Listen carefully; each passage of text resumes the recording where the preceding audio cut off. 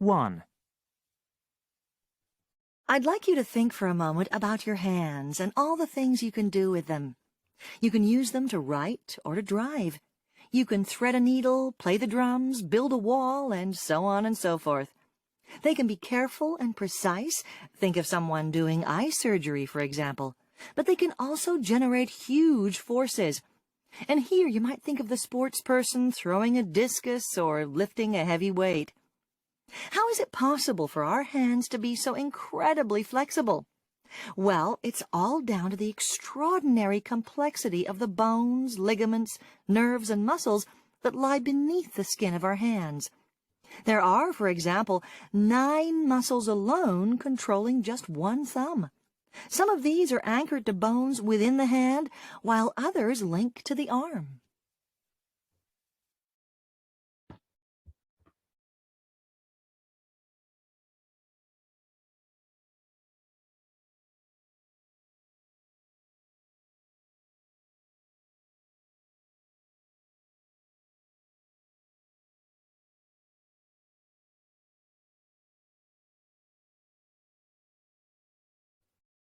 Hello again. Ahem. Well, we're near the end of our unit on newspapers. I'm going to talk about our national paper, USA Today. Some of you might recognize it as the topic of this week's reading assignment. USA Today, is now more than 25 years old. When it began, few expected it would last this long. Well, not only has it lasted, it has thrived. USA Today is the largest selling daily newspaper in America. It is also distributed in many countries around the world, but that's only part of the story. The real success of USA Today is the way it changed the newspaper industry. USA Today changed the way papers look. It changed the way reporters write. And it changed the way papers gather and deliver news. USA Today set out to be different. Newspapers at the time were, in trouble. Fewer people were reading them. The papers were full of bad news about crime and killing. They had long stories. They didn't have color photos and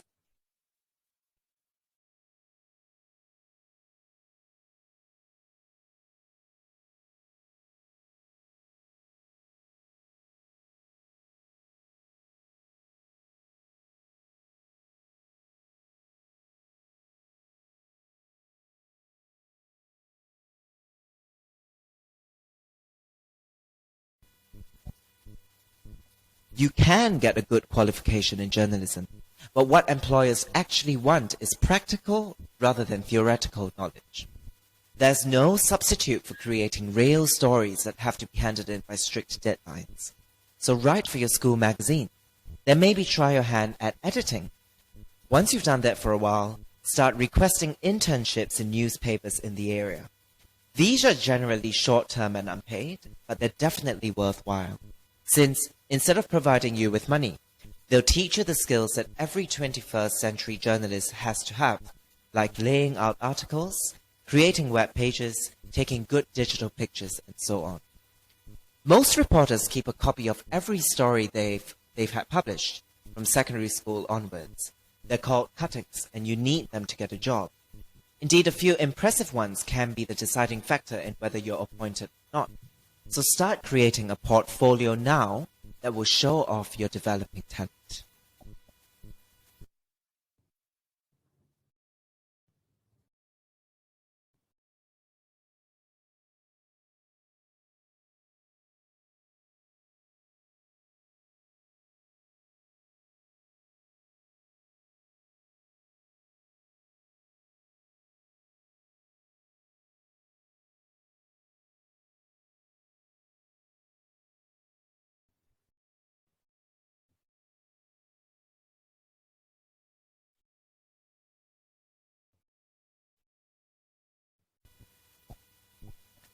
As an immigrant to North America, you will need to ensure that employers and organizations such as colleges and universities properly recognize your international credentials.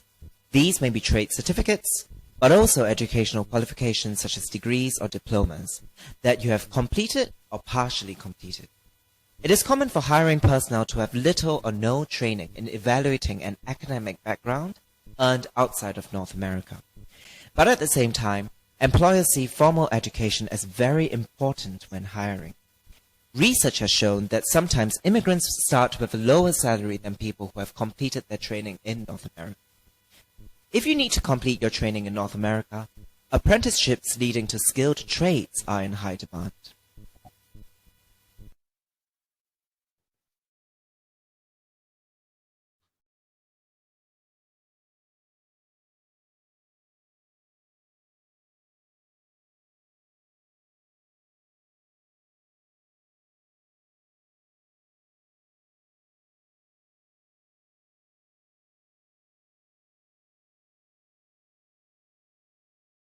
Now, let's consider two types of mistakes that can occur when a manager actually starts to set up a duplicate system to replicate a successful process.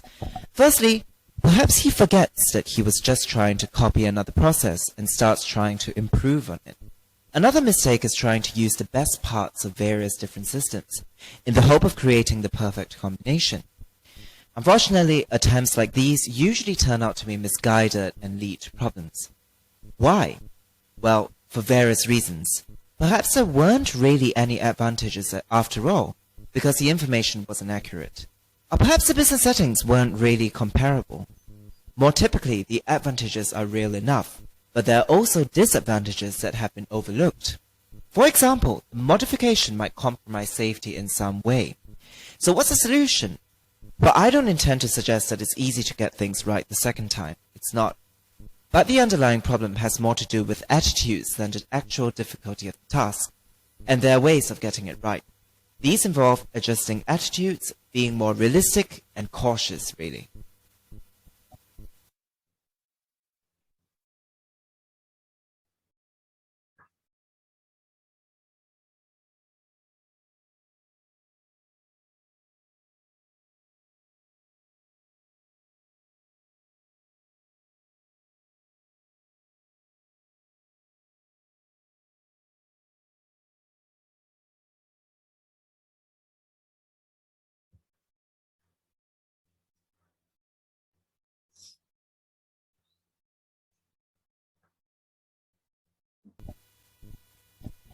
I've been looking at ocean biodiversity. That's the diversity of species that live in the world's oceans. Biologists still don't know how serious the threat to their survival is for each individual species. So a body called the Global Marine Species Assessment is now creating a list of endangered species on land. So they consider things like the size of the population, how many members of one species there are in a particular place, and then they look at their distribution in geographical terms, although this is quite difficult when you're looking at fish, because they're so mobile. And then thirdly, they calculate the rate at which the decline of the species is happening. So far, only 1,500 species have been assessed, but they want to increase this figure to 20,000. For each one they assess, they use the data they collect on that species to produce a map showing its distribution. So finally, what can be done to retain the diversity of species in the world's oceans? Firstly, we need to set up more reserves in our oceans, places where marine species are protected. We have some, but not enough. In addition, to preserve species such as leatherback turtles, we need to create corridors for migration, so they can get from one area to another safely.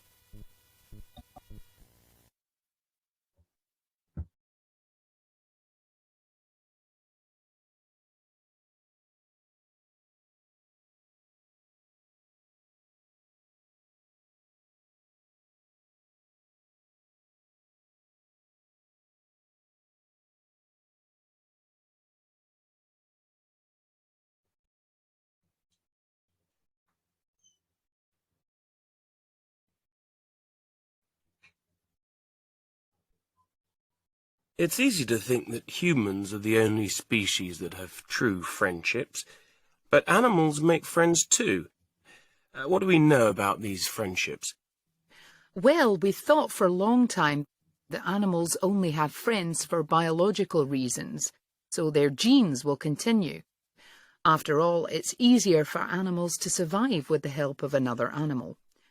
We thought that animals only helped each other to get help in return, but there's growing evidence that tells us this isn't true. Animals can also be generous and give up something important for a friend without expecting anything back from them, just like humans. And what about friendships between animals from different species? Like the bird that looked after the cat, you mean? Those friendships are very interesting. We actually know very little about them at the moment, but we're starting to look at them more closely.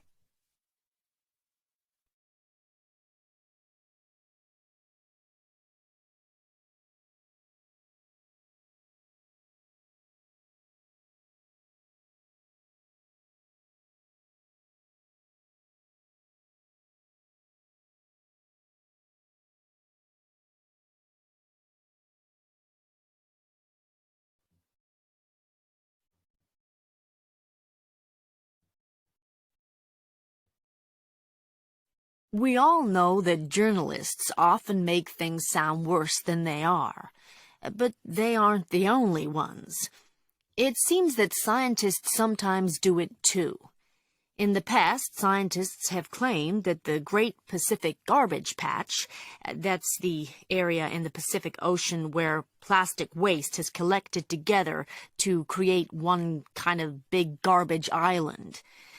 Anyway, they have claimed that this area of garbage is twice the size of the state of Texas, or 20 times the size of England.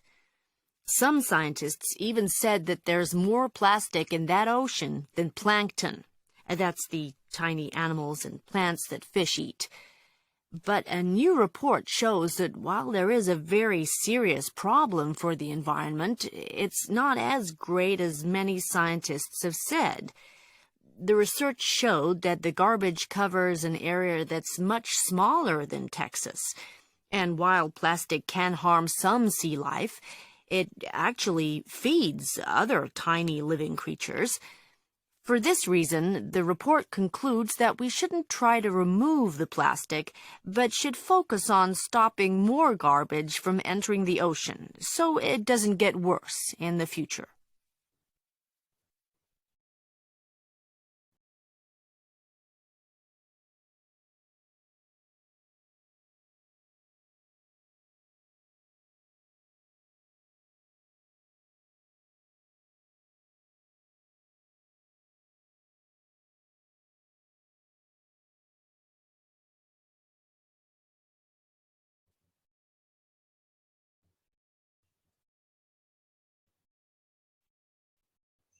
It seems as though people are starting to suffer from global warming fatigue. In other words, they're tired of hearing about how our climate's changing for the worse and how we're destroying the planet with pollution. People do care, but there's a lot of talk, little action, and certainly no solution yet. The stories people see in newspapers focus on the negative. They talk about how politicians are choosing the economy over the environment, especially in these difficult economic times, and they write about people whose lives have been negatively affected by extreme climate change. Why should we spend our free time reading articles that make us feel depressed and probably quite helpless? Global warming campaigners must turn the sad stories into happy ones. They should talk about the actions that are having a positive effect on climate change, so that people become interested again and feel motivated to continue taking action.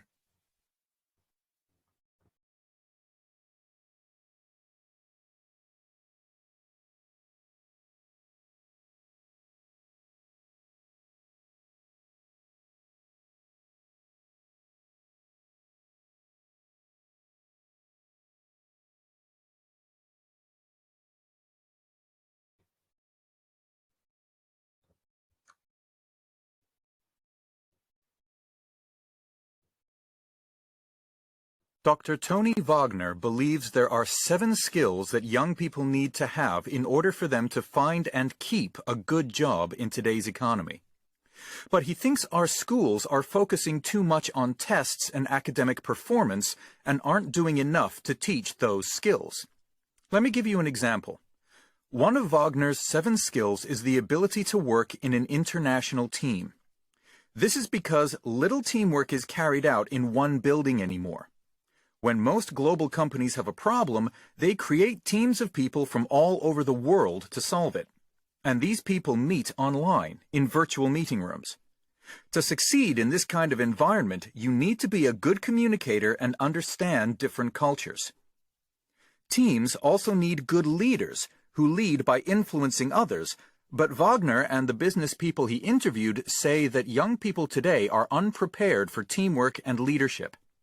Because of this, Wagner thinks that people involved in teaching and learning must rethink the way that they educate people in schools so that these young people have the skills they need to achieve a successful career in the 21st century.